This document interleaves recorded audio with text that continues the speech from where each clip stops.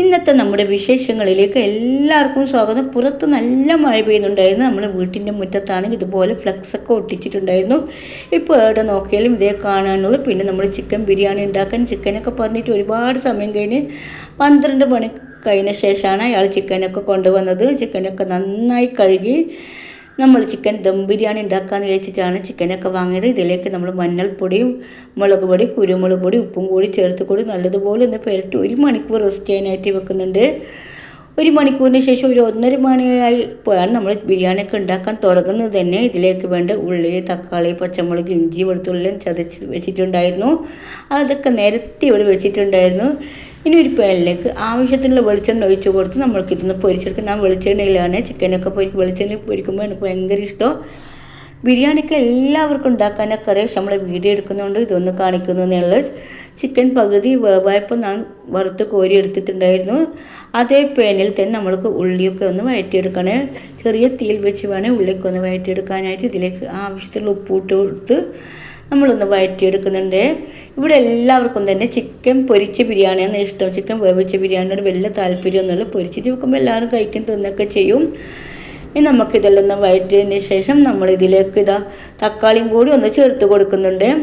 തക്കാളിയും കൂടി ഒന്ന് വഴറ്റിയെടുക്കേണ്ട ആവശ്യമുണ്ട്. തക്കാളി നല്ലതുപോലെ വന്നതിന് ശേഷം നമ്മൾ നേരത്തെ പൊരിച്ച് വെച്ചിരിക്കുന്ന ചിക്കനും കൂടി ഇതിലേക്ക് ഇട്ട് കൊടുത്തിട്ട് നല്ലതുപോലെ ഒന്ന് മിക്സ് ചെയ്തെടുക്കണേ. എന്നിട്ട് ഞാൻ പകുതി വേവിച്ച ചിക്കനാണ് ഇത്. ഇനി പകുതി ഇതിൽ നിന്ന് ഒന്ന് വേവേണ്ട ആവശ്യമുണ്ട്. ഇതിലേക്ക് ചിക്കനൊക്കെ ഇട്ടതിന് ശേഷം നമ്മളിതിലേക്ക് കുറച്ച് വെള്ളം കൂടി ഒഴിച്ച് കൊടുത്തിട്ട് ഞാൻ ഇതൊന്ന് വേവിച്ചെടുക്കുന്നുണ്ട്. ഇനി ഇതിലേക്ക് കുറച്ച് കുരുമുളക് പൊടിയും കുറച്ച് ഗരം മസാലപ്പൊടിയും കൂടി ചേർത്ത് കൊടുക്കുന്നുണ്ട്. നമുക്കിതൊന്ന് അടച്ച് വെച്ച് ഒന്ന് വേവിക്കണം. ഒരു 10 മിനിറ്റെങ്കിലും ഒന്ന് അടച്ച് ഇത് വന്നതിന് ശേഷം ഇതിലേക്ക് കുറച്ച് നാരങ്ങ നീര് ചേർത്ത് കൊടുക്കുന്നുണ്ട്. കുറച്ച് മല്ലിയിലയും കൂടി നമ്മൾ ചേർത്ത് കൊടുക്കുന്നുണ്ട്. നമ്മൾ അങ്ങനെ മസാല ഇവിടെ റെഡി ആയിട്ടുണ്ട്. നമ്മൾ ചോറ് വെക്കാനായിട്ട് ഞാൻ ഇതിലേക്ക് 1 ഗ്ലാസ് അരിക്ക് 1.25 ഗ്ലാസ് വെള്ളമാണ് ഒഴിച്ച് കൊടുക്കുന്നത്. നമ്മളിത് ജീരകശാല അരിയാണ് ഇവിടെ എടുത്തിരിക്കുന്നത്. വെള്ളം തിളച്ച ശേഷം അരിയൊക്കെ ഒന്നിട്ട് കൊടുത്ത് നമ്മൾ അടച്ച് വെച്ച് ഒന്ന് വേവിക്കുന്നത്. അങ്ങനെ ചോറൊക്കെ ഒന്ന് ദമ്മിടുന്നുണ്ട്.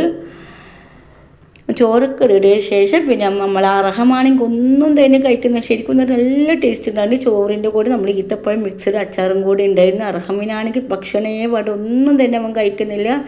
അവൻ്റെ പിഴകെ ഓടി ഓടി തന്നെ നാം അടുത്ത്. പക്ഷെ എങ്ങനെയൊക്കെയോ കുറച്ച് വായിലൂടെ പിന്നെ ഓടി ഒളിക്കും. അതേ സ്ഥിതിയാണ് അവൻ്റെ വാതിൻ്റെ ഉള്ളിൽ ഒളിച്ചിരിക്കുന്ന രീതിയാണ് അവൻ്റെത്.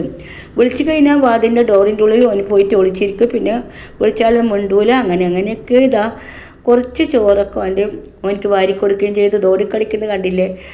അങ്ങനെ അവൻ്റെ വണ്ടിയിലിരുന്ന ശേഷം കുറച്ചൊക്കെ ചോറൊക്കെ ഒന്ന് വാരിക്കൊടുത്തിട്ടുണ്ട്. ഇന്നത്തെ നമ്മളെ മിനി വ്ലോഗ് ഇത്രയേ ഉള്ളൂ.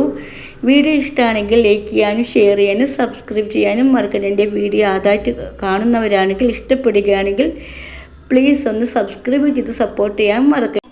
ഇനി പുതിയ വീഡിയോയുമായി വരുന്നത് വരെ ഓക്കെ ബൈ.